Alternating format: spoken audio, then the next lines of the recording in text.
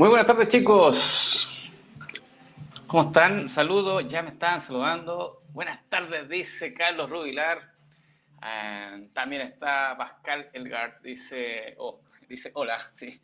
Ahí está. Alonso, hola Alonso. Hola Tatiana, buenas tardes. Jorge dice hola Jorge. Hola Spolet. Hola Ainara. Mirai dice hola. Valentina dice hola. También saludo entonces Mirai Valentina. Catalina, hola Catalina Rodríguez con esa imagen de Trek ahí. Natalia Valentina Hang dice, hola, profe. También está Jimena Muñoz. Hola, Jimena. Brian Chau dice, buena, buena, profe. Okay. Belis Hernández dice, hola. También está Diego Andrés Hidalgo dice, hola, hola, uno. Valentina Rojas dice, ¿bien y usted? Bien, también. Valentina, gracias por preguntar. Alison González dice, hola, buena, profe. Dice Nicolás Enrique Bustos Roa. También está Chino Kai Aliste. Dice, buena, buena. Ya. Cristian Acevedo dice, hola, profe. Y también, por último, tenemos a Alejandro Zamorano. Entonces, saludo a todas las personas. Hoy día miércoles ya, mitad de semana, ¿cierto? Vamos a tener una semana de receso por ahí, me dijeron por interno. Así que vamos a tener que replanificar algunas cosas, pero se los voy contando, yo creo que durante la semana, de cómo lo vamos a hacer con los contenidos y las cosas que nos queden pendientes, ¿ya? Chino dice, Chinito, bien, Bellaco dice, hola. Chinito, bien, Bellaco, ¿ah? ¿Eh? Cambió la foto Chino, ¿ah? ¿Eh? Puso un perrito ahora. Ya, para acá se ríe nomás. Hola Sabrina. Ok chicos, hoy día tenemos control, ¿no? ¿Cómo estoy? Bien. ¿Puedo almorzar? Por supuesto que sí. Puede almorzar aquí mientras hacemos esta clase. Eso sí, le voy a pedir que participen activamente. ¿Sí? Bueno, ustedes siempre participan activamente porque son de bachillerato. Así que ustedes hablan y opinan bastante. Así que súper bien. Nicolás Enrique dice, control a las 5. No lo sé. No lo sé, la verdad no recuerdo a qué hora lo parametricé. Lo voy a revisar para que estemos alineados. Control 5. No estoy viendo los chats todavía, chicos, porque estoy viendo esto. 16:40. O sea, en una hora más. Brian me dice si estaba complicado el control. Eh, yo creo que término medio, diría yo. Ya no está tan complicado. Pero tampoco está, digamos, piece of cake. Ya está término medio, diría yo. Pero para un estudiante de bachillerato lo voy a encontrar fácil. Ya. Ok, chicos, hoy día entonces tenemos el seminario de regulación de expresión génica. ¿Me confirman? ¿Sí? Perfecto. ¿Y leyeron los artículos que teníamos? ¿Leyeron el capítulo? ¿Sí? ¿Sí? ¿Obvio? Ya, súper. Creo que Tatiana me mandó un mail, pero no alcancé a responderlo, Tatiana. Sorry. Ya, porque como tuve tanto trabajo hoy día, estoy haciendo una reestructuración, entonces perdóneme por no haberle respondido, porque veo que tenían un pareja de entrada a irse. Le dije, ya, y empecé a responder y no alcancé. Así que mis disculpas, se lo digo públicamente. Dice eso, si le dejé una duda por interno acá, dije, ya me dejó una duda por interno, súper, ahí la voy a revisar, ya. Ok, vamos chicos entonces. Seminario de regulación de expresión génica, tengo dos opciones de modalidad. ¿Lo hacemos en conjunto o lo hacen ustedes en grupo? Porque tengo esas dos opciones acá en esta diapositiva. ¿Qué dicen ustedes? Ok, pero participan activamente. Vamos entonces. Recursos conceptuales, ¿qué nos convoca hoy día en este, sí, como siempre, qué nos convoca hoy día en esta sesión? Pues nosotros tenemos que entender lo que es, qué significa la regulación de la expresión génica. Por lo tanto, tenemos que entender qué es un gen, qué es expresión y cómo se regula. Esas tres cosas. ¿Ya? Repito, qué es un gen, cómo se expresa un gen y cómo se regula la expresión de un gen. Ese es el objetivo de la clase de hoy día. Si usted aprende eso, no deberá tener ningún problema en su control. Como recurso procedimental tenemos que asociar obviamente los checkpoints o puntos de chequeo donde ocurre la regulación. Por ejemplo, hay un punto de chequeo en transcripción que se llama regulación transcripcional, tenemos que hablar de ella. Tenemos que hablar de la regulación previa a la transcripción que se llama pretranscripcional, ¿ya? O epigenética, que ese es el otro nombre. Tenemos que hablar de la regulación traduccional, tenemos que hablar de la regulación post-traduccional que se da después de la traducción.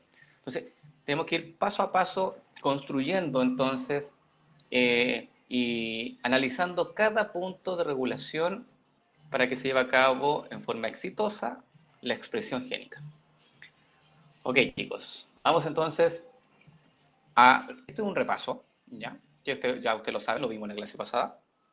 Dice acá, expresión génica. ¿Qué es la expresión génica? A ver, quiero que usted me defina una expresión génica con sus palabras. ¿Qué entienden por expresión génica? Los leo, los escucho, los espero, no se preocupen.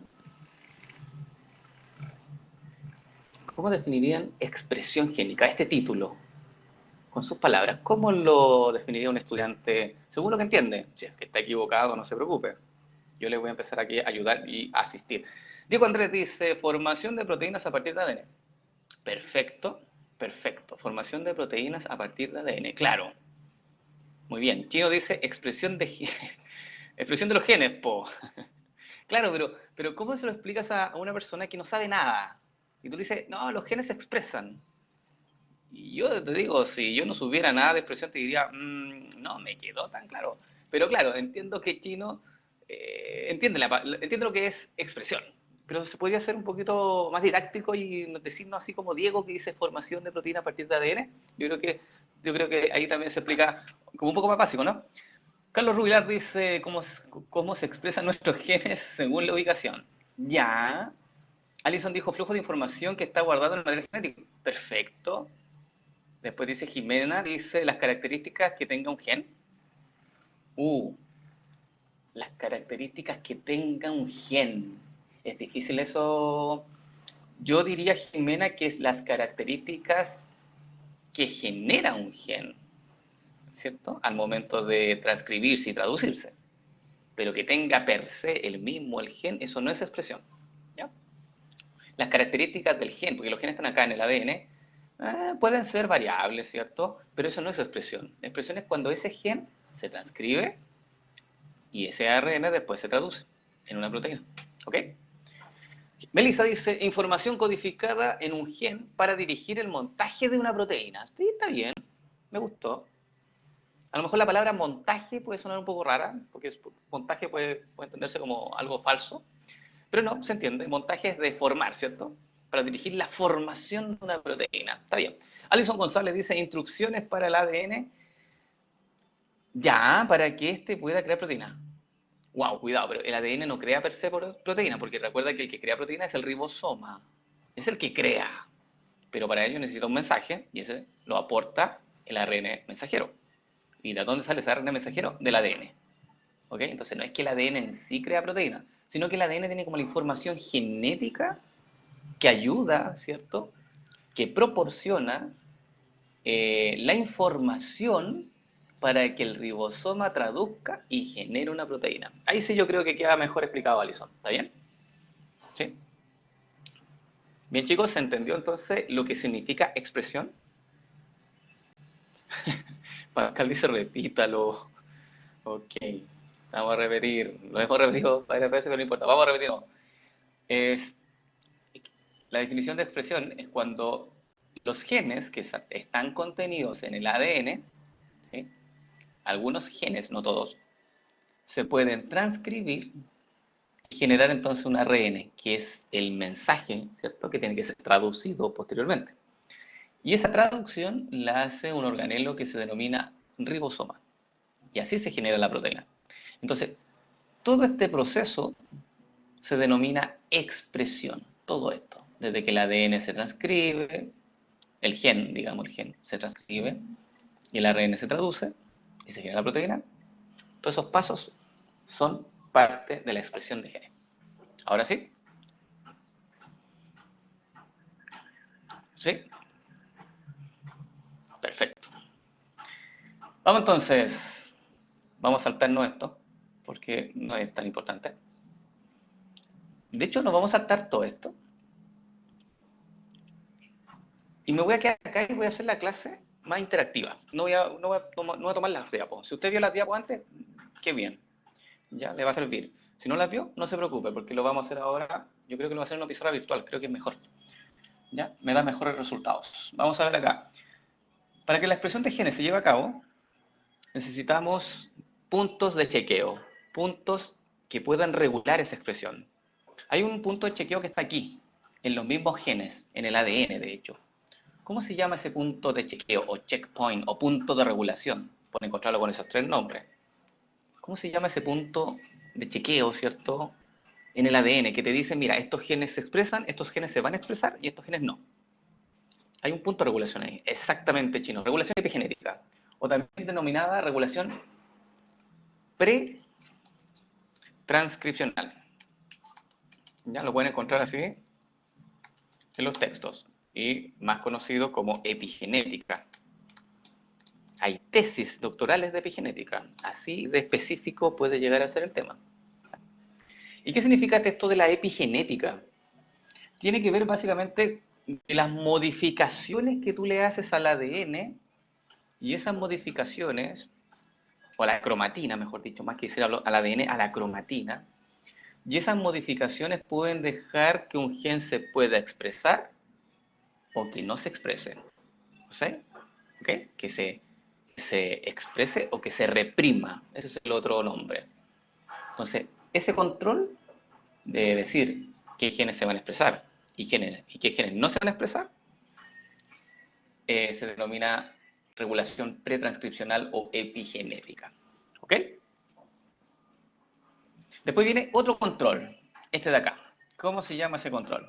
Sabrina dice, si se le agrega no saca grupos químicos. Efectivamente, eso es cómo se modifica el ADN, es retirando y agregando grupos químicos que obviamente van a impactar en qué genes se van a poder expresar y qué genes no se van a poder expresar. Por lo tanto, muy bien su aporte. Vamos con el segundo punto de regulación, se llama transcripcional. Muy bien, Diego Andrés. Control transcripcional. Voy a ponerle aquí simplemente transcripcional. Listo. Uy, lo escribí mal. Transcripcional. Ahí está. Transcripcional, perfecto. Y después del transcripcional viene otro checkpoint o punto de regulación, que aquí, en el ARN. ¿Cómo se llama esa regulación que ocurre a nivel del ARN?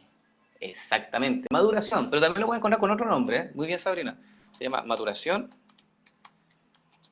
del ARN. También lo encuentro con el nombre de procesamiento. Ya, ahí está. Después viene otro control, que es el que se muestra acá. Ese control se llama traduccional. Y básicamente es el control de qué ARN mensajero se van a traducir, eh, y, y cómo participa el ribosoma aquí en este proceso. Y hay otro punto de control al final. ¿Cómo se llama ese?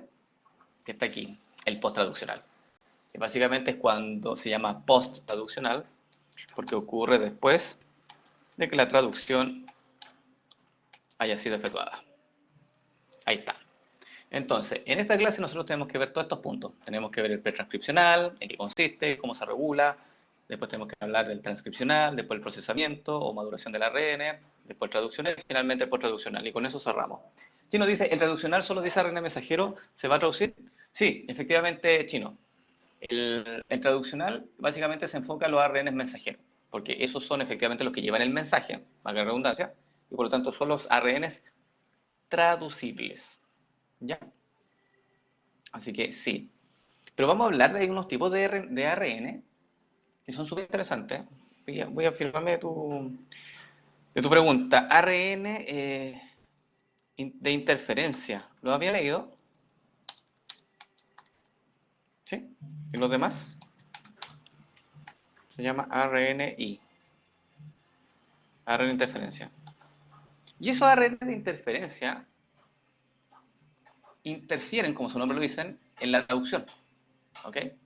Porque se pueden unir esos ARN de transferencia. Voy a dibujar aquí un ARN de transferencia así muy pequeño. Esos ARN de transferencia tienen la capacidad de unirse al ARN mensajero que se quiere traducir. ¿Ya? Este quiere traducirse, quiere unirse al ribosoma para traducirse y generar proteína, ¿cierto? Pero existe la RNA de interferencia que son muy pequeños, que pueden unirse al RNA mensajero y evitan de que este RNA o ARN mensajero se traduzca. Por eso se llaman ARN de interferencia, porque interfieren en la traducción. Así que, ¿participan en el proceso de regulación traduccional? La respuesta es sí. Así que gracias, Chino, por acordarme de ese punto, porque claro, es un punto de regulación importante también. Diego Andrés dice, profe, antes que continúe, ¿qué otras clases hace usted en la universidad? Bioquímica, bioquímica, sí, y laboratorio de bioquímica para estudiantes del área de la salud y bioquímica para estudiantes de química y farmacia que ya son de tercer año de universidad. Esos cursos hago yo en la universidad. Sí. Y biología celular, obviamente, laboratorio y cátedra. Pero cátedra ya no, este semestre no me tocó cátedra, me tocó puros laboratorios, pero también hago cátedra. Eso es lo que es mi área. Sabrina dice, el próximo semestre, viejo Jorge, no sé qué. ¿Jorge viejo? ¿Viejo Jorge? No sé. Acá dice Diego Andrés, dice, jaja, Sabri, vamos a estar juntos. Ay, no sé, ¿por qué?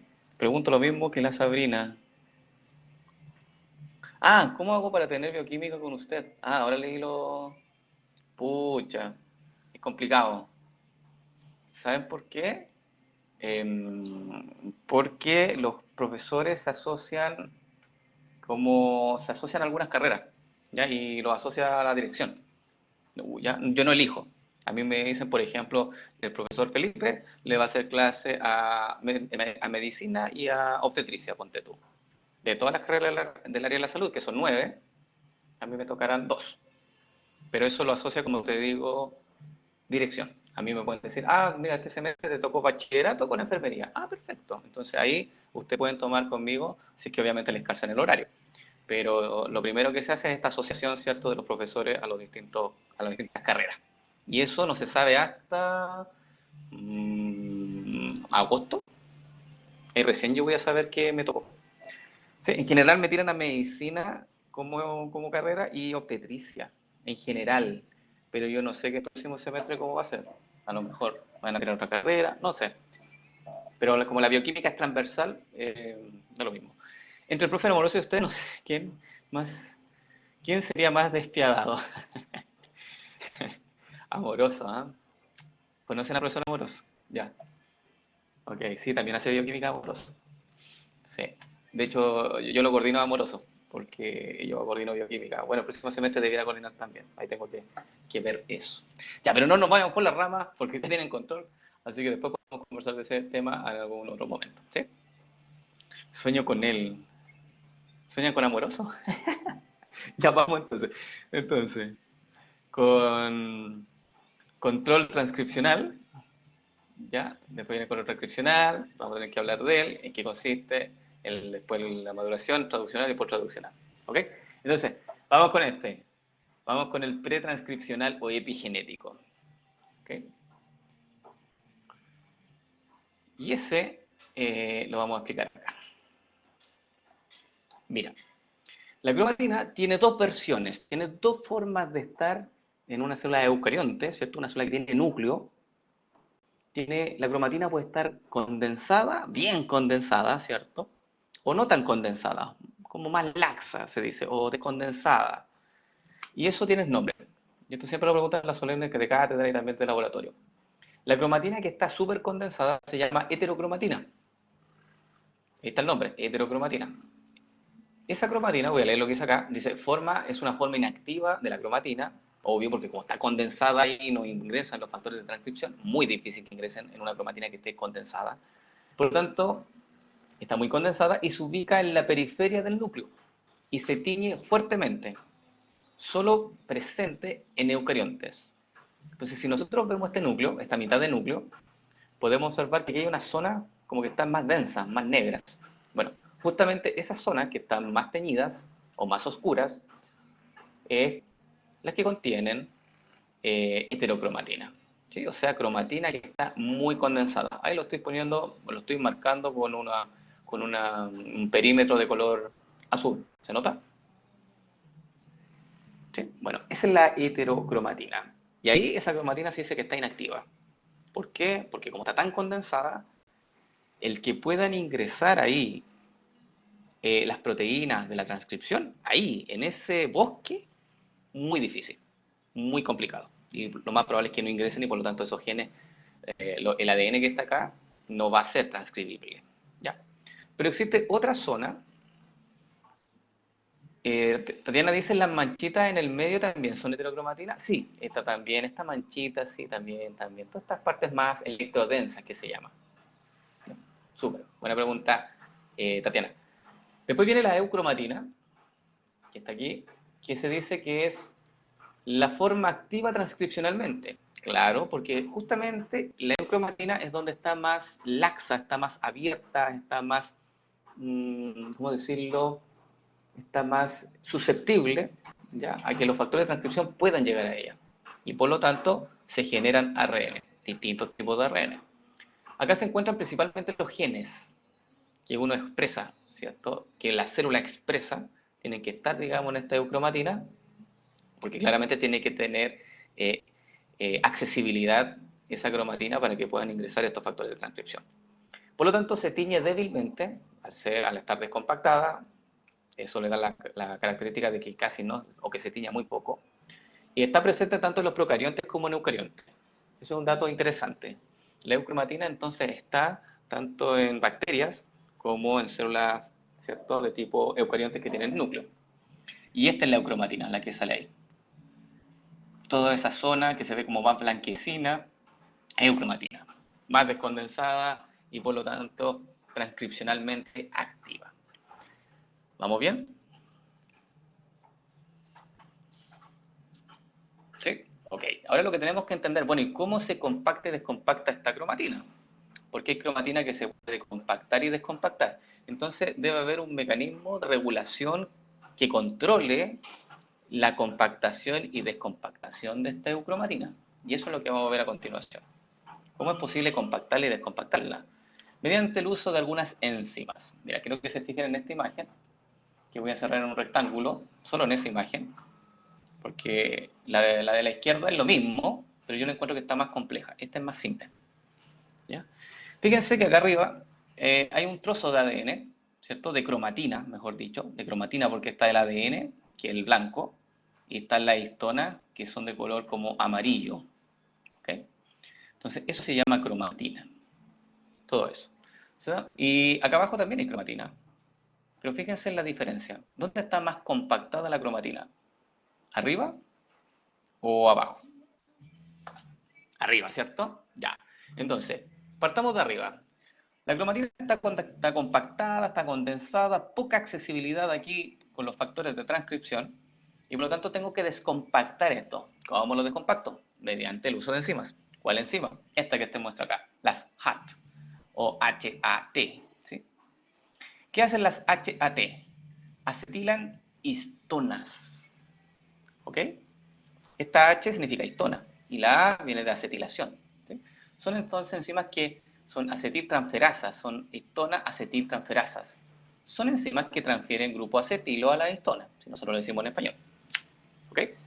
Entonces, ¿qué significa esto de transferir un acetilo? Es pegar un grupo químico, como habían dicho inicialmente uno de sus compañeros, o compañera creo que fue. ¿Ya?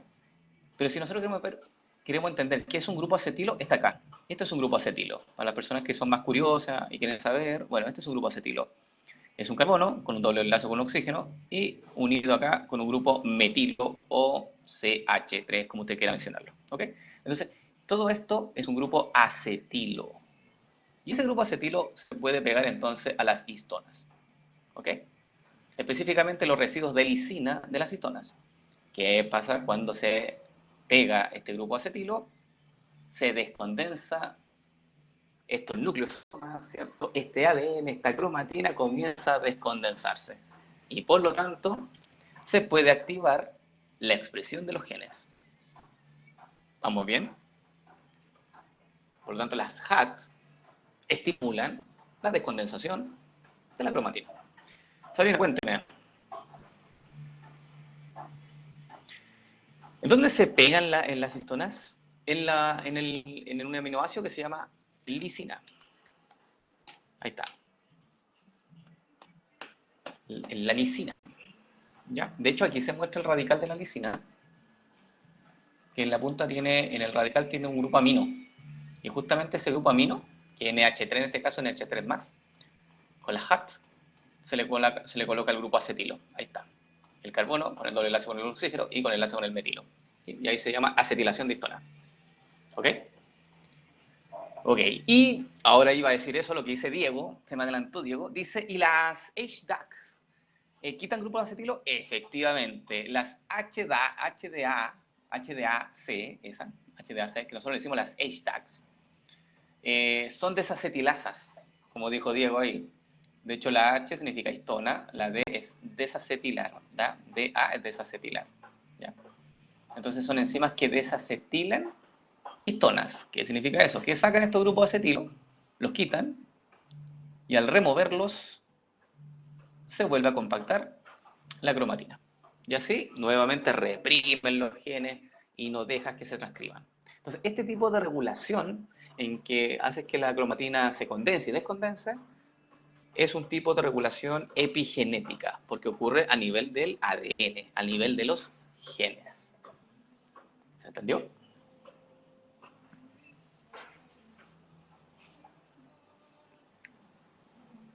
Sí, perfecto. Vamos con el segundo mecanismo, perdón, vamos con el segundo tipo de forma de compactar y descompactar la cromatina, que es el que se muestra a continuación. Nuevamente quiero que se fijen en los recuadros que voy a poner, porque aquí hay mucha información y a veces esa mucha información puede llegar a confundir.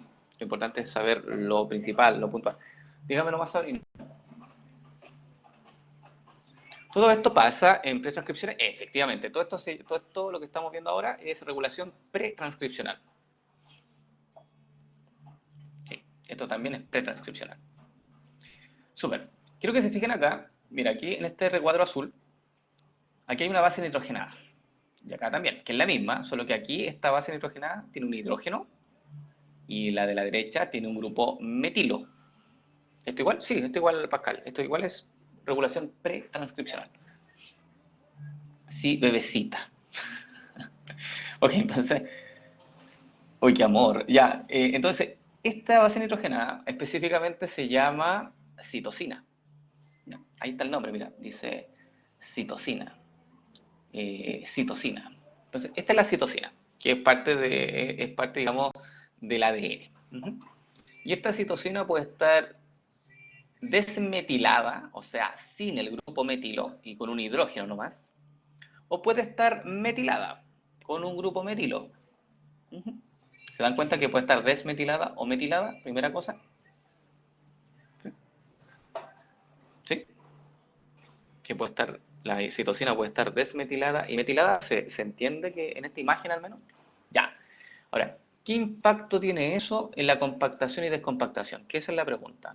Fijémonos acá abajo, en estas dos figuras. ¿Dónde está más descompactado el ADN? ¿Arriba o abajo? Arriba, ¿cierto? Y si usted se fija, el ADN de arriba tiene estos puntitos blancos que simbolizan que la citosina, esta de acá, está desmetilada, o sea, no tiene grupo metilo.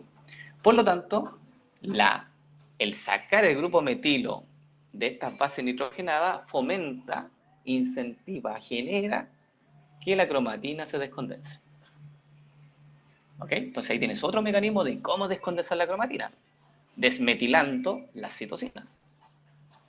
Y por el contrario, si yo metilo las citosinas, que es la imagen que se muestra aquí abajo, que tiene estos puntitos rojos, simboliza citosina metilada. Ahí está, citosina con el grupo metilo, color rojo. Entonces, cuando la citosina se metila, ahí ocurre el efecto contrario, es decir, se compacta el ADN. Y así se impide la transcripción posteriormente, ¿cierto? Y aquí se posibilita la transcripción arriba. ¿Bien? Entonces aquí tenemos dos mecanismos epigenéticos de cómo compactar y descompactar la cromatina. ¿Preguntas? Si metí la... Soy... No entendí, Diego. Me imagino que Diego se equivocó de chat. Ya, ok. ¿Vamos bien? Sí, bien. Ok, vamos entonces. Siguiente.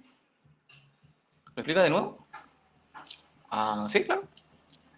Cuando desmetilas una citosina, eso genera que el ADN se descompacte. ¿Ya? Cuando desmetilas o desmetilación, cuando desmetilas una citosina, el ADN se descompacta y al descompactarse hace posible la transcripción posteriormente. Pero si tú metilas a la citosina, el ADN, eso genera una compactación y por lo tanto impide la transcripción posteriormente. ¿Otra vez? Ya. Ok, vamos por tercera vez. Si tú desmetilas, siempre me caigo de su clase. Tatiana, y siempre se cae en mi pura clase, Tatiana. Debe ser como debe ser como un. Sí. Ah, entonces, como dicen antiguamente, está salada. Ya, vamos entonces. Cuando se desmetila la citosina, eso genera que el ADN se exponga, se descondense y por lo tanto hace posible la transcripción posteriormente. ¿Sí? Y por el contrario, cuando se metila una citosina del ADN, eso genera entonces que se vuelva, que se compacte, ¿cierto? El ADN y por lo tanto que se impida la transcripción posteriormente. Eso es como en resumen. Chino dice metilada igual condensada, igual no, no transcripción. Claro, metilada, condensada, no transcripción. Ahí habría que ponerle citosina metilada, ¿cierto, Chino? Citosina metilada igual condensa ADN, por lo tanto no hay transcripción. Listo. Citosina desmetilada, lo que genera que el ADN se ponga más laxo y lo cual posibilita la transcripción. Sí, súper. Y Tatiana dice que justo se caen los controles. Mire qué coincidencia. Ya, vamos con el siguiente nivel. ¿Cuál es? El siguiente nivel de regulación. Pasamos por epigenético. Estamos listos con epigenético. Siguiente nivel. El transcripcional. Súper. Y eso lo vamos a hacer en una pizarra virtual. Para poder entender lo que viene de aquí en adelante, tenemos que primero saber qué es un gen. Aquí yo dibujé una línea azul y le voy a poner que es ADN. ¿Ya? Un trozo de ADN. Pero yo digo, de este trozo de ADN que usted ve aquí en pantalla, que estoy indicando con mi cursor, ¿cómo sé yo que ahí hay un gen? O dicho de otra forma, ¿qué es un gen? ¿Alguien me lo puede explicar? Decirme qué es un gen. ¿O cómo puedo saber que aquí en esta región hay un gen? Ya, ahí dice, Alison dice, el gen es ADN más histona. No, no necesariamente, Alison. Eso es cromatina. ADN más histona, cromatina. No es un gen. Chino dice, segmento de ADN que codifica con la proteína. El ADN chino no codifica proteína. Recuerda que el ADN codifica para ARNs. Entonces, claro. Pero ¿cómo sé yo? Ya ahí sí. Segmento del ADN que codifica para un ARN. ¿Sí? Pero mi pregunta es, sigue estando en pie. ¿Cómo sé yo que esta región, y te voy a devolver la pregunta, ¿cómo sé que esta región transcribe ARN? Unidad básica de la herencia, dice Sabrina. Ya, eso es un gen, sí, como definición, pero ¿cómo identificar un gen? Esa es mi pregunta. ¿Cómo identifico que aquí hay un gen? Porque algunos me pueden decir, profe, la definición de gen es un trozo de ADN, y lo voy a colocar así, ya, ahí hay un trozo de ADN, eso. De aquí hasta acá, un trozo de ADN que yo puedo generar un ARN, listo, transcribirlo. Pero ¿cómo sé yo, cómo identifico que este trozo que acabo de marcar es un gen? Es distinta la pregunta. ¿Con un primer? No, no es con un primer. Exactamente, por la secuencia. Ahí Pascal dio un dato súper interesante, dijo por la secuencia. Y hay una secuencia que es súper conservada y que te marca el inicio de un gen y también una secuencia súper conservada que te marca el término de un gen. O sea, hay una secuencia aquí al inicio y hay una secuencia aquí al final. ¿Cómo se llaman esas secuencias? Cristian dice, con la estructura primaria. Sí, con la estructura primaria. Pero ¿cómo se llama esa secuencia? Porque estructura primaria es lo mismo decir secuencia. ¿Los codones? No, los codones no están en el ADN. Los codones no están en el ADN. Los codones están en el ARN mensajero. así que todavía no llegamos allá. La metionina, chino, la metionina es un aminoácido, estamos en ADN, nucleótidos. ¿Así quiero? Ya, yo les voy a decir. ¿Cómo saber dónde parte un gen? ¿Ya? Por una secuencia que tienen los genes, que se llama secuencia de inicio, que básicamente el nombre se llama promotor. Porque hay una secuencia que se llama promotor. ¿Lo sabían? Yo creo que sí. Yo creo que se la había olvidado. ¿Sí? Y una secuencia súper conservada que todos los genes tienen. Y dentro del promotor vas a encontrar distintas cajas. Vas a encontrar la caja TATA y vas a encontrar la caja CAAT. ¿Sí? Depende del tipo de promotor. Pero ahí tienen cajas, o sea, secuencias, como dijo ahí Pascal Elgart, dijo por las secuencias, sí, secuencias específicas. Y esas secuencias específicas se denominaron promotor. ¿Ok? Y ese promotor es el que inicia en el punto de partida del gen. Para que lo entiendan más simple. ¿Han estado ustedes de repente medios perdidos y buscando una dirección de un amigo o lo que sea y lo llaman por teléfono y no entienden sus indicaciones? Dice, oye, ¿dónde tengo que ir? Y te llaman y te dice, ¿sabes qué? No te entiendo. No, ¿dónde estáis? ¿Dónde estáis? Lo mismo acá. ¿Dónde está el gen? ¿Dónde está el gen? ¿Cómo lo ubico el gen? Fácil. ¿Qué le diría yo a su amigo? Estimado, mándame tu ubicación. Listo. Con eso llegáis, ¿o no? ¿Sí? Mándame tu ubicación por WhatsApp. Y ustedes llegan, ¿o no? Es mucho más simple. Esa ubicación, se supone, no se deben llegar por como tanto. Tienen que seguir la flechita, no va a ser para nada difícil. Esa ubicación, ¿cierto? Este dice dónde está esa persona. Acá lo mismo. Esa ubicación, en este caso, es este promotor que te dice, mira, aquí empieza el gen. Aquí, en esta secuencia que se llama promotor. ¿Ya? Entonces, como una especie de GPS, por decirlo así. Es una señal que está ahí para que se reconozca entonces que esto, aquí parte un gen. ¿Ya? Y también existe una secuencia al final del gen que se llama secuencia de término. La estoy colocando ahí. Esa. Esa se llama secuencia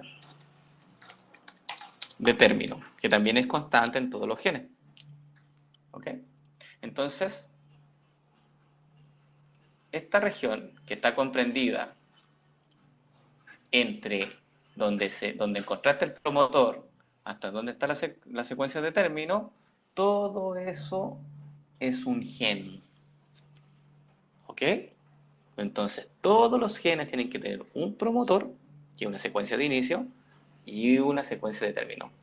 Eso es una definición de gen y cómo encontrar un gen. ¿Ya? ¿Hay promotor para distintos genes? Sí, pues, cada gen tiene su propio promotor. ¿Ya? Por ejemplo, aquí tenemos un gen con su promotor. Por ejemplo, podría dibujar acá un gen pequeño, fíjate, un gen que parte con un promotor y tiene una secuencia de término. Entonces voy a poner aquí promotor y aquí voy a colocar secuencia de término. Esta, secuencia término. ¿Ok? Entonces aquí también tenemos un gen que parte con un promotor y una secuencia de término, pero es más pequeño, un gen pequeño, chiquitito. Acá tenemos un gen más grande. Así se van disponiendo los genes en el ADN. En forma lineal. Tenemos aquí un gen, aquí hay otro gen, ¿cierto? Y así se identifican entonces los genes. ¿Y poseer un receptor en específico o solo la secuencia? Solo la secuencia, Carlos, solo la secuencia. Porque cuando tú ya dices receptor, uno ya piensa en proteína. Los receptores son proteicos en general, ¿sí? Entonces, aquí no hay proteína. Aquí hay una secuencia, la misma secuencia, se llama promotor. Ah, me habían preguntado qué cajas puedes encontrar en un promotor. Puedes encontrar la caja CAT y la caja TATA. Esas son las secuencias como bien conservadas en cada uno de los promotores. Entonces, este promotor va a tener secuencia CAT y va a tener secuencia TATA, este también, y todos los promotores de los distintos genes. ¿Ya? Dice, ¿el promotor es lo mismo que la secuencia de inicio?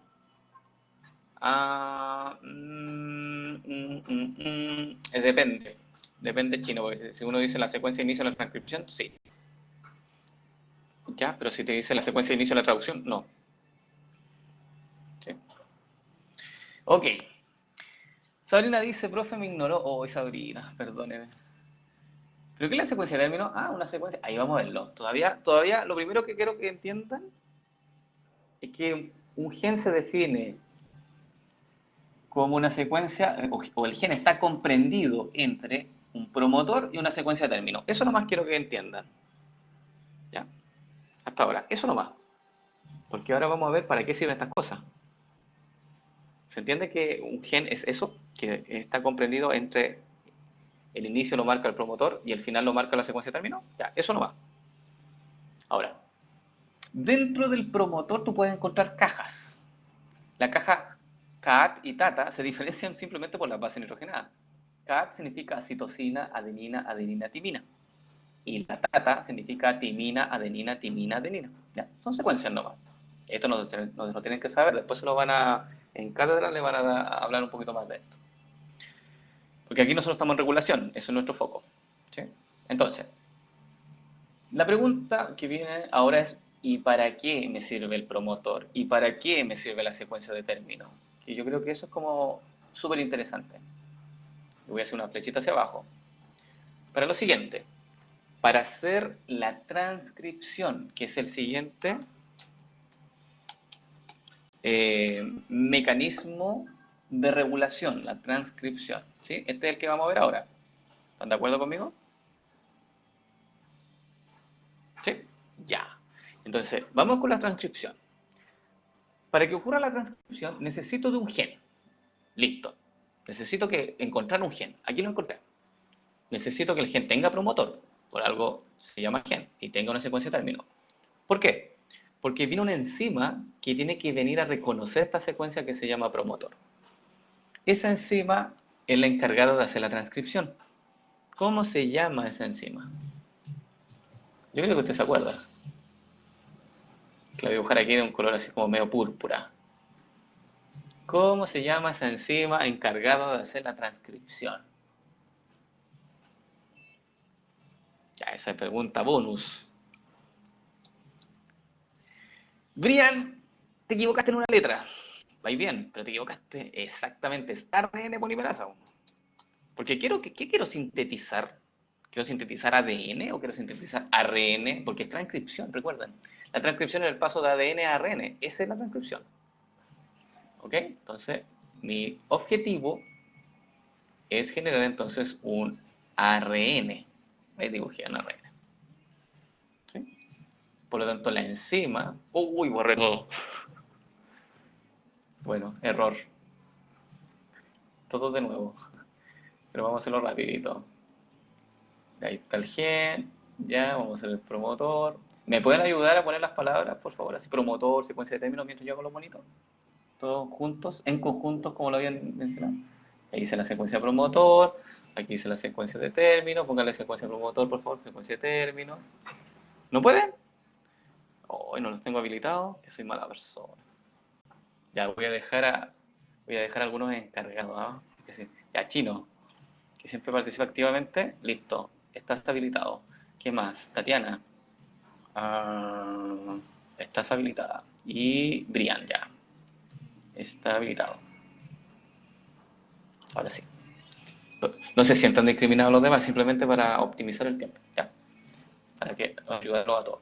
Entonces, voy a dejar una flechita acá, ¿cierto? Y voy a dibujar la red de mensajeros. Uy, desconcentración, ¿eh? Apreté el botón que no debería haber apretado.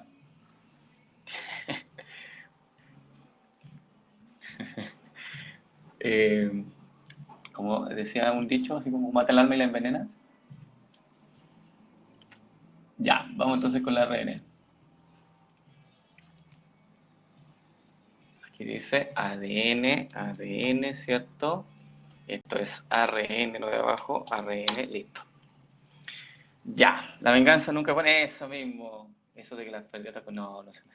Ya, entonces esto es un gen, tiene un promotor y tiene una secuencia de términos, listo. ¿Para qué? Para que venga una enzima, que la voy a dibujar ahora como una elipse, más bonita, ya, ahí está, esa enzima, que se llama ARN ARN polimerasa. Porque efectivamente es una enzima que necesita unirse al gen, unirse al promotor del gen, para generar entonces un ARN. Entonces, voy a tomar esta ARN polimerasa, fíjate, y la voy a poner sobre el promotor. Listo. Y el promotor es la secuencia que le dice, mira, aquí tienes que empezar a transcribir. Polimerasa, este es el punto de partida, ¿ya? Del gen. Y la polimerasa solita va para allá y se une entonces a este promotor. Y una vez que se une, empieza el proceso de polimerización. Se empieza a mover por toda la secuencia del gen hasta llegar a la secuencia de término. Y cuando llega a la secuencia de término, se suelta. ¿Ok? Entonces se desplaza por todo el gen y a medida que se va desplazando, va poniendo los ribonucleótidos para formar el ARN. ¿Sí? ¿Hasta dónde se forma el ARN? Bueno, hasta la secuencia de término nomás del gen, porque hasta ahí nomás polimeriza la ARN polimerasa, porque se suelta y ahí se libera el ARN. ¿Bien? ¿Se entendió? ¿Por qué es importante que un gen tenga un promotor y una secuencia de término? Sí, porque si no, ¿cómo reconozco el gen? Es importante que tengan esas partes. Ya. Ahora, ¿cómo regulo la transcripción? Exactamente, es como un carril en el tren, efectivamente. ¿Cómo regulo la transcripción? Existen proteínas reguladoras. Existen proteínas que pueden activar, que se denominan factores de transcripción. Lo voy a anotar aquí. Factores de transcripción. Y estos factores de transcripción estimulan, voy a poner un signo positivo ahí, estimulan de que la polimerasa se una al promotor y lleve a cabo la transcripción. O sea, como que la incentivan, la llevan para allá. De hecho, los factores de transcripción toman a la polimerasa, la toman y la llevan aquí, al promotor. Le dicen, mira, aquí está el promotor, transcribe. Entonces facilitan y estimulan la transcripción. Pero existen otras proteínas también que hacen el efecto contrario. Y las voy a poner en color rojo, con una flecha ahí. Son proteínas que se llaman represoras. Represoras. Y estas proteínas entonces hacen todo lo contrario, se unen al promotor, ellas, y bloquean el ingreso de la polimerasa. Por eso puse un signo negativo. Las proteínas represoras entonces se unen al promotor y evitan que la polimerasa venga a hacer su función de polimerización. Entonces la bloquean, la coartan, ¿sí? Pero los factores de transcripción, al contrario, ellos incentivan que la RNA polimerasa vaya al promotor y transcriba y genere entonces el respectivo ARN. ¿Ya? Así que, muy bien, ahí voy a poner transcripción más grandecito. Súper. Ya, Melissa dice, ¿no tiene que ver con la regulación positiva o negativa? Sí, si quieres ponerle regulación positiva, regulación negativa, también es posible. Pero ese término, Melissa, es como bien amplio, porque siempre uno habla de feedback positivo, feedback negativo, casi a todo le pone feedback positivo o negativo, o regulación positiva o negativa. Entonces, es mejor hablar con el término más específico de, bueno, ¿y quién genera esa regulación negativa y esa regulación positiva? ¿Ya? Pascal dice, profe, los represores reprimen, ¿sí? La polimerasa o el promotor. Buena pregunta. Es una pregunta como de semántica. Se unen al promotor y reprimen a la polimerasa, en ese caso. Claro, sí. Igual es difícil tu pregunta, porque es como una pregunta semántica, como digo. Alison González dice, factores de transcripción que estimulan la transcripción llegan a la polimerasa al promotor. Correcto. Polimerasa represora hacen lo contrario, se unen al promotor y bloquean ingresos de la RNA polimerasa. Correcto. No caché, dice Pascal. Ahí sí. Después dice ahí, eso es lo que dijo. Sí, eso es lo que dije. Ah, ya, ya. Profe, es lo que dijo. Perfecto. ¿Cuáles son las que incentivan? Los factores de transcripción. Ahí está. Chino, los factores de transcripción. Ya. Ya, súper. Se le cortó, parece, el internet chino. Ya. Siguiente paso. Siguiente proceso. ¿Qué tengo que regular? Después la transcripción. Vamos, chicos. Siguiente paso. Siguiente checkpoint. ¿Cuál es? La maduración. Muy bien. ¿Por qué? En general, la maduración existe solamente en tipos de ARN que son mensajeros. Así que voy a colocar aquí ARN mensajero. Ya, ahí puse. Pero cuando recién se genera un ARN mensajero, cuando recién se transcribe el gen de un ARN mensajero, generalmente es inmaduro, ¿ya? Por eso le puse ARN mensajero inmaduro. Y colóquele la palabra inmaduro completa, Brian. No le ponga RNI, porque se puede confundir con ARN de interferencia. Entonces es mejor explicitar ahí inmaduro y así no, no, digamos, no corremos riesgo. Entonces, este ARN mensajero, si tú lo quieres sacar del núcleo, así como está, no sirve. De partida porque no sale, y segundo, porque si lograra salir del núcleo hacia el citoplasma, ya si este ARN mensajero inmaduro sale del núcleo, voy a dibujar una especie de núcleo acá, sale del núcleo, ahí, y logra salir hacia el citoplasma, inmediatamente en el citoplasma lo degradan. Exactamente, no, no es que lo maten, pero lo degradan. ¿Sí? Ahí existen enzimas ahí que degradan este ARN inmaduro. Y por lo tanto hay que protegerlo, hay que cuidarlo, ¿cierto? Y para eso se hace un proceso que se denomina maduración, efectivamente. Por eso se hace la maduración, para que el ARN mensajero quede protegido y cuando salga no lo degraden o lo maten, como dicen por ahí. Aunque igual lo van a degradar, pero se van a demorar más en degradarlo. ¿Ya? Igual va a morir, pero va a durar mucho más tiempo. Entonces, ¿en qué consiste este proceso de maduración? Consiste en 3 pasos. El primer paso es que se coloca un cap en el 5'. ¿Sabían eso? Y cap no me refiero a Capitán América, no. Cap me refiero a caperuza, capucha, gorrito, eso es un cap.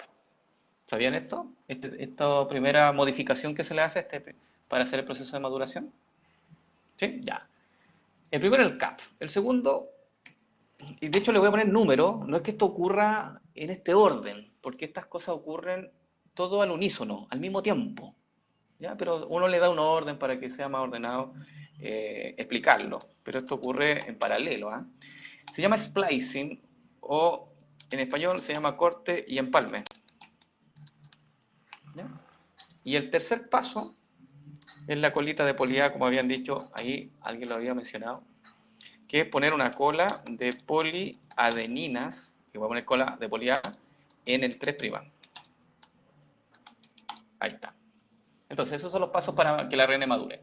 Colocar un cap en el 5', hacer el splicing, que es corte y empalme, que es sacar los intrones y dejar los exones, y generar la cola de poliadeninas, en el 3'. ¿Ya? Entonces, hagamos estas modificaciones. ¿Qué es colocar un cap? Colocar un cap significa colocar una cabecita, ¿cierto? Una guanosina metilada, para ser más exacto, guanosina metilada en el 5', ¿sí? Entonces puse ahí como una especie de esfera, ¿ya? Esa se va a colocar entonces aquí, en el 5', ahí en esa zona, ¿ya? Porque ese es el 5' de, del ARN, ¿ya? Voy a poner 5'. Y el otro extremo de acá es el 3', ¿ya? Ahora, ¿qué significa ahora splicing? Que es lo que viene ahora. ¿Verdad que va del 5 al 3? Sí, del 5' a 3'. Ahí está. ¿Qué es el splicing? Vamos a hablar del splicing. Significa corte y empalme. Mira, este ARN mensajero inmaduro tiene secuencias que se denominan intrones y exones. Y voy a dejar aquí unas secuencias como pintadas en negro, ¿ya? Y vamos a decir que esas secuencias que dejé pintaditas en negro, corresponden a los exones, ¿ya? Y le voy a poner E1, E2, de exon 1, exon 2, y a este le voy a poner exon 3. ¿Ok? Ahí dice, esa secuencia es el exon 1, esa secuencia es el exon 2 y esa secuencia es el exon 3. Y estas secuencias que conectan estos exones, por ejemplo, esta secuencia que conecta el exon 1 con el 2, se denominan intrones. Exactamente, bien, Diego. Y le voy a poner ahí I1 y al otro le voy a poner I2. Entonces, ¿Qué significa esto de splicing o corte y empalme? Es simplemente, es muy simple. Es cortar acá, es copy-paste esto, es cortar aquí, es cortar acá, justamente los extremos del intrón, y sacar el intrón, y pegar el exón con el otro exón, conectar los exones y sacar el intrón. Eso es splicing. ¿Ya? Sacar el intrón. ¿Ok? Y acá también se saca este otro intrón. Si tú haces eso, si tú sacas los intrones y conectas después los exones, chino, voy al tiro contigo. Se juntan los exones, y lo voy a dejar acá, y ahí está. Voy a dejarlo en el mismo color. Ahí está el exón 1 con el exón 2 con el exón 3. ¿Sí? Ahí los dejé los tres. Aquí dice el exón 1 con el exón 2 y con el exón 3. ¿Sí? Y con el cap en el 5', no se lo olviden. ¿Y qué tengo que hacer al final? Poner una cola de poliadeninas en el 3'. O sea, en el 3', acá, poner hartas adeninas. ¿Cómo cuántas adeninas? Entre 200, 250, incluso más de 250 adeninas. Y esto ahora se llama ARN mensajero maduro. Ahí lo hiciste madurar, haciendo estos tres pasos. Ya, voy con las preguntas. Chino, que levantaste la manito.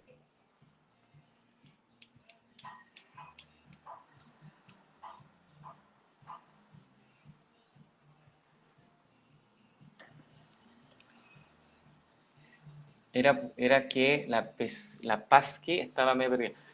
Ya, pero... Ah, Pascal. Ya, pero Pascal... ¿En qué se perdió, señorita Pascal? Sí, son tan tiernos. Dice acá, corte y empalme, sacar, listo, ¿verdad que va de 5' a 3'? Sí, profe, dice, Chino dice, profe, la guanosina metilada no tiene afinidad con las nucleasas. Wow, la guanosina metilada no tiene afinidad por las nucleasas. Lo que pasa, Chino, es que la cosa es más compleja. Esta guanosina metilada que tú me estás mencionando, que está en el 5' de este ARN mensajero, se une a proteínas, ¿ya? Se une a distintas proteínas. Entonces, esas proteínas que aquí no aparecen, y eso lo van a ver después, esas proteínas protegen a este ARN mensajero maduro, lo protegen cuando sale. Es como una especie de armadura que se coloca. Aquí no salen esas proteínas, ¿ya? Entonces, claro, las nucleasas, si quieren venir a cortar aquí, no van a poder, porque va a estar esto rodeado de proteínas, que van a cuidar a este ARN mensajero para que se traduzca sin problema en el citoplasma. ¿Ok? Y esa guanosina metilada, claro, ese metilo que tú le colocas, justamente evita de que la enzima, la nucleasa, su sitio activo, pueda hacer contacto y por lo tanto degradar desde este extremo. Por eso se pone esa guanosina metilada. Efectivamente, por lo que dices tú. Así que está bien, chino. Diego dice, intrones, perfecto, dice, profe, me dice Pascal, ahí le pregunté, voy a ver si Pascal lo entendió después. Sabrina dice, profe, cambia la hora del control, lo tiene, verdad que lo tengo a las 16, nos quedan 7 minutos. ¿Qué dice el público? Lo retrasamos un poco. Diego Andrés dice, pero ¿qué hace que vayan los intrones y que no hayan? ¿Pero qué hace que hayan intrones y que no hayan? No, los intrones siempre están estimados. Diego, los intrones siempre van a estar en un gen, siempre. Perdón, los intrones siempre van a estar en un ARN mensajero inmaduro. El número es variable, eso sí, pero siempre van a estar. Y siempre hay que sacarlos antes de generar el ARN mensajero maduro. ¿Ya? Siempre hay que retirarlos. Por algo se denominaron intrones, porque quedan dentro del núcleo. ¿Ya? Por eso lo llaman intrones, porque nunca salen. Los intrones se sacan y se quedan dentro del núcleo. Y los que salen son los exones unidos. Exón 1, exón 2 y exón 3. Por eso se llaman exones, porque van hacia el medio, ¿no? O sea, van hacia el exterior del núcleo. ¿Ya? Por eso se les dio esos nombres. Ya, espero que pesquen la perdida. Ya, Ilsen dice, oh, qué buen compañero. Qué buen compañero. Se ríe nomás Pascal. Wait, un amor. Ya, se está formando mucho amor aquí. Me está dando alergia. Pascal Elgar dice lo de los exones e intrones. Ya, los intrones se sacan y los exones se pegan. Claro, efectivamente. Gracias por responder, Sabrina, a Pascal. Pascal dice, ¿pero qué son?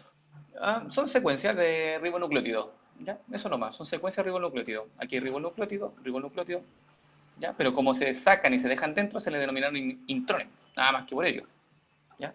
Y estos como se empalman y salen, se le denominaron exones. Pero siguen siendo, en ambos casos, siguen siendo ribonucleótidos, secuencias de ribonucleótidos. Ya, dice, pero alcanza. Yo creo que alcanzo apretado. Yo creo que no alcanzo haciendo. Dejémoslo como más tarde. Control 5 a las 5. Hagamos el control todos juntos como amigos. Claro, sí, como no. Chino dice, profe, ¿qué hacen los intrones? Buena pregunta, Chino, ¿eh? ¿Qué hacen los intrones? Todavía no se sabe. No hay mucha información. Se sabe que quedan dentro del núcleo. Pero hay hartos estudios que tratan de. Antes se creían que los intrones no servían para nada. Pero ahora parece que están teniendo cierta relevancia estos intrones. Parece que algo hacen dentro del núcleo. Pero todavía está en investigación. Por eso es una muy buena pregunta. Poliamor, profe. Ay, ¿qué son? Son promiscuos ustedes. Estas generaciones. Ya, Diego dice entonces es como la marca de la inmadurez.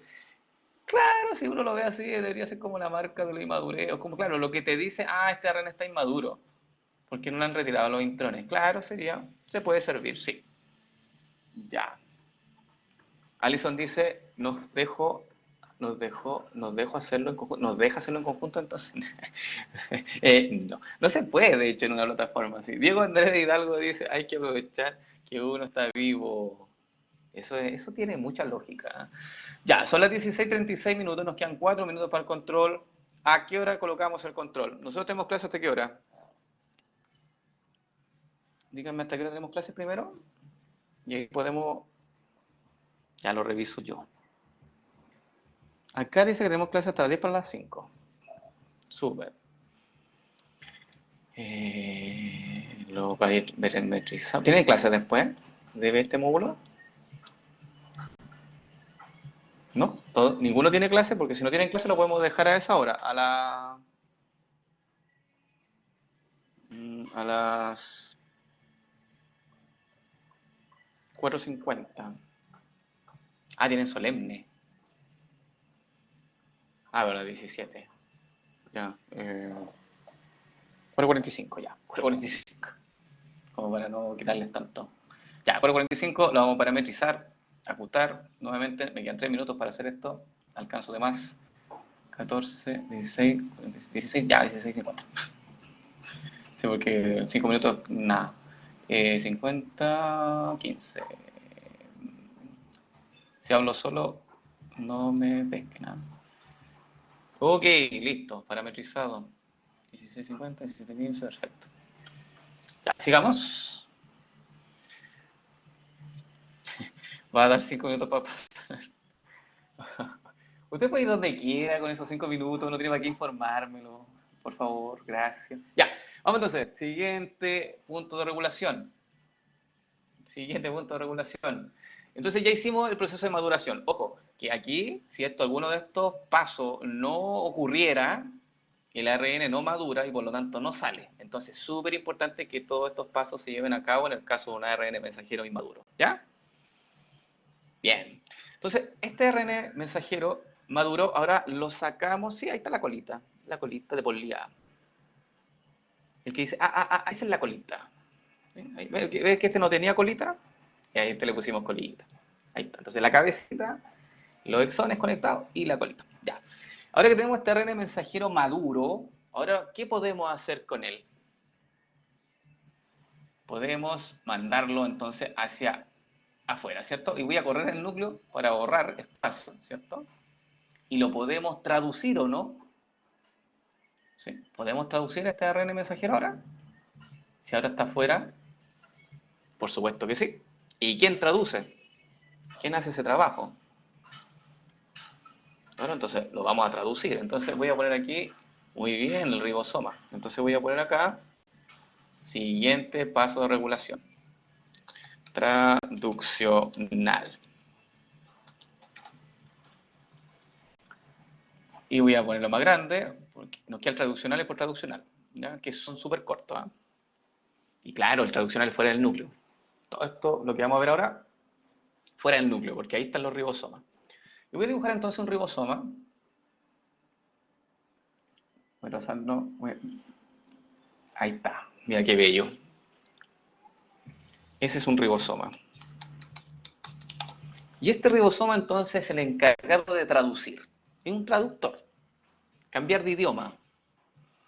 ¿Por qué se le llamó traductor? Bueno, porque él lee esta secuencia del ARN mensajero maduro, que es de ribonucleótidos, y en qué lo transforma esa información, la transforma en una proteína. ¿Sí? Por eso se llama traductor, porque convierte una secuencia de ácido nucleico en una secuencia de aminoácidos. Totalmente distinto. Esta es una secuencia de ribonucleótidos y esta es una secuencia de aminoácidos. Como cambiaste de idioma, pasaste de nucleótido a aminoácido, el proceso se llama traducción. Entonces, eso lo hace el ribosoma. ¿Cómo lo hace? Bueno, el ribosoma se une al 5', aquí. Se une justamente en el CAP. Ahí. ¿Ya? Ahí se une. Nunca me había dado cuenta de eso. ¿No? Pero mira, por eso este le llaman transcripción, porque es el mismo idioma. Esto está con nucleótido, que es desoxirribonucleótido, y acá también es nucleótido, pero se llaman ribonucleótido. Y como es nucleótido, es básicamente una transcripción. Es como decirte, mira, pasa en limpio tu cuaderno. Pero este de acá, claramente esto es una secuencia de nucleótido y esta es una secuencia de aminoácidos. Cambio de idioma totalmente, entonces por eso al proceso le denominaron traducción. Y para que no se confundan con estos dos nombres, que suele suceder en algunos casos. Ya. Entonces el ribosoma es el traductor, se une en el 5' y empieza a leer. ¿Sí? Empieza a leer entonces este ARN mensajero. Lo lee, se va moviendo, y lee en codones. ¿Sí? Sí, cierto, súper tierna Sabrina. Ternura. Ok, entonces va leyendo este ARN mensajero y lo lee por codones. ¿Y qué significa un codón? Significa una secuencia de 3 ribonucleótidos. ¿Ya? Se llama triplete también. Entonces, se une a 3, lo lee y pone un aminoácido. Después lee los siguientes 3 y pone otro aminoácido. Después otros 3 y va poniendo aminoácidos hasta formar la proteína. ¿Ya? ¿Qué aminoácido tiene que poner? Eso viene dado por el código genético. Y aquí no es necesario que ustedes aprendan eso. ¿Ok? Entonces aquí, si tú regulas el ribosoma, tú regulas la traducción. ¿El ribosoma se une al 5'? Sí, sí, Brian. Al principio se une al 5'. Y pega una revisada primero. Revisa todo, que esté todo en orden, ve la cola de polidad y después dice, ya está todo listo, traduzco. Y empieza a traducir desde el 5'. Dice, ¿qué era el dibujo con resorte? Es una proteína. Es la proteína que está sintetizando el lindo ribosoma que acabo de dibujar. Son de estructuras secundarias de una proteína. Mira, ahí tenemos una alfa hélice, otra alfa hélice, estructura terciaria, una proteína. Clarísimo. Está obvio. Y estoy haciendo los dibujos como son. Ya. Dice, ¿cómo no cachaste, pues, Carlos? Dice ahí Valentina. Sabrina dice, ahora entiendo por qué ocupaba los dibujos ya hechos. Oh, Sabrina. No era nada tan tierna. Brian Chau dice, más claro que el agua del Mapocho. Oye, son crueles conmigo. Son crueles, ¿cierto, Tatiana? Ya nomás, sigamos. Sabrina sería tan tierna y después, suácate. Tremendo, tremendo exordio que me dice ahí. Ya, vamos entonces. Entonces, nos quedan todavía 7 minutos. Dice, el día soy de noche y de... Claro, una fiona cualquiera. Ok, vamos entonces a hacer una pregunta de aplicación. Ustedes cuando están eh, con una infección bacteriana, cuando están en una infección bacteriana, por favor, pongámoslo serio, eh, ¿qué le receta el médico? No sé, con una infección bacteriana en cualquier parte, en gastrointestinal, no sé, está resfriadito, antibióticos, ¿cierto? Catalina dice, yo soy... Ay, ¿qué tan amoroso hoy día? Ya, antibióticos, ¿cierto? ¿Y ustedes saben cómo funcionan los antibióticos? ahí viene la pregunta, o muchos antibióticos, porque no todos tienen el mismo mecanismo de acción, pero hay mecanismos, ¿sí? ¿Lo mencionamos en la cadera? Ya, me pueden decir, se me olvidó. Excelente, chino. Muy bien, buena aporte. Mira, los antibióticos lo que hacen es bloquear el ribosoma procarionte. Ay, aquí a este nivel inhibe, por eso lo tomé como ejemplo. El antibiótico viene por acá, e inhibe el ribosoma de la bacteria.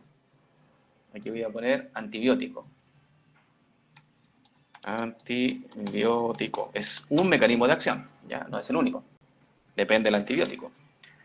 Y con ello entonces te aseguras que el ribosoma de la bacteria no traduzca. Bloqueaste el proceso traduccional. Fantástico. Y eso hace entonces que ella no pueda generar proteína y por lo tanto está destinada a morir.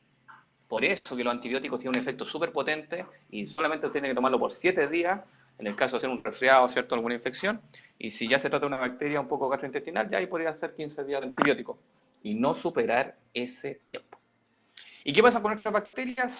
Carita triste, se mueren también, si también son procariontes, se mueren también. Los antibióticos matan las bacterias tanto patógenas, ¿cierto? Como las bacterias eh, endógenas o bacterias del tracto digestivo, ¿cierto? De la flora intestinal.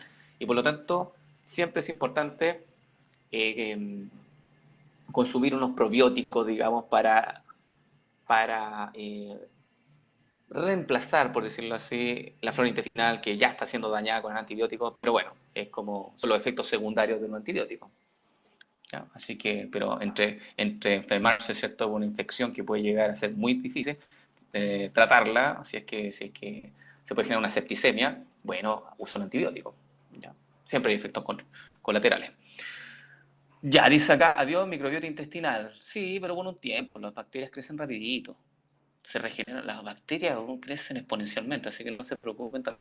Profe, ¿solo inhiben ribosomas procariontes? Sí. Sí, en los antibióticos sí. Así que tus cerebros eucariontes no les pasa absolutamente nada. Troste dice ahí, ¿y por qué no sirven con alcohol? Ah, buena pregunta. Porque los antibióticos tienen, muchas veces los antibióticos son absorbidos, ¿sí? Y llegan entonces a la sangre y pasan por el hígado. Y el hígado tiene el citocromo P450 que se encuentra en el retículo endoplasmático liso, que tiene la característica de procesar los xenobióticos y eliminar, ¿cierto?, estos compuestos químicos. Y si tú lo combinas eso con alcohol, pobre hígado, pobre hígado. Y de hecho ahí también el antibiótico pierde actividad. Entonces, por eso no hay que mezclar los antibióticos con los... Una, bueno, para cuidarse el hígado, y dos, para darle eficiencia al antibiótico.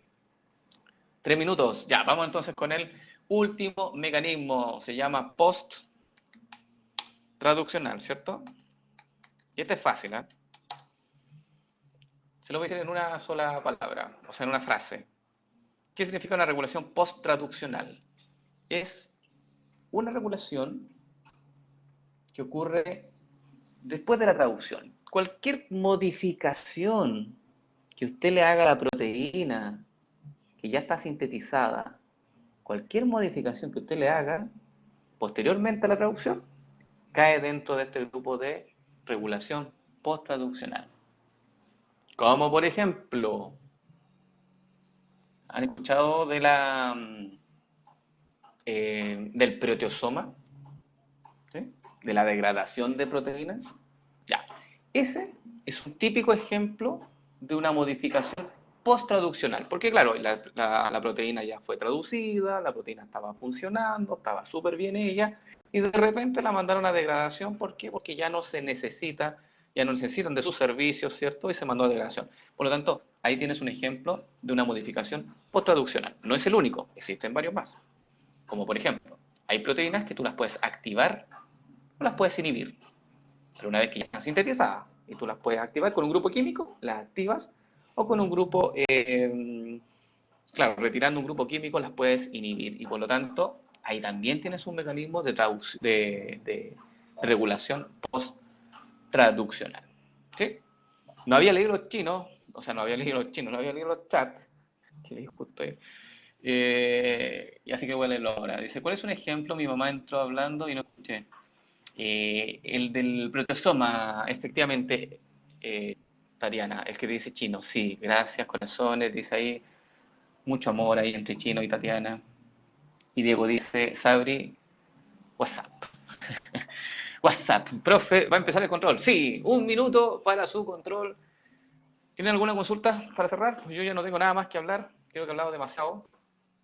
Y dice acá, en el proteasoma sería una marca que se hace con ubiquitina. Excelente, excelente, exactamente. Si una proteína quiere degradarse, tienes que marcarla con ubiquitina.